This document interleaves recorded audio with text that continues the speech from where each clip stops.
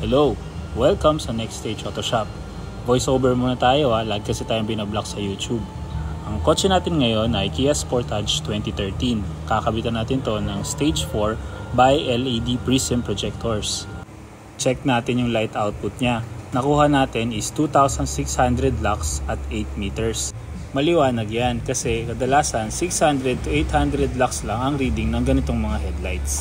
Kung ikukumpara natin yan sa luma niyang headlights, 200 lux lang at 8 meters. Yan yung dati. Ang hina, di ba? Kulay dilaw pa.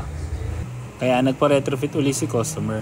Dati na nga palang na-retrofit itong sasakyan, kaya tinatanggal natin yung mga lumang projectors. Kapag nagre-retrofit ng Kia Sportage, kailangan i-fabricate yung brackets. Kapag maayos na yung pagkaka-install ng mga projector sa bracket, aayusin na yung wirings. Pagdating sa wiring, gumagamit tayo ng mga connectors at conduit para maprotektahan yung wiring.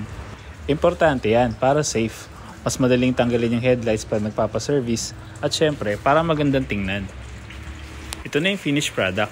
Ayan, gumagana na yung stage 4 by LED projector natin. Meron siyang high beam at low beam function kasabay nung original na high beam. Nagtatanong yung iba, bakit hindi na lang daw magpalit ng bulb?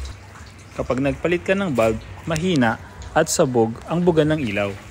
Kapag mga LED bulb kasi, nasa 1,000 lux lang yung nakukuha naming reading tapos may sabog-sabog na ilaw sa gilid. Kung interesado kayo magpagawa, message nyo lang kami sa Facebook, Next Stage Photoshop. By schedule nga pala kami maghapon kasi ito ginagawa.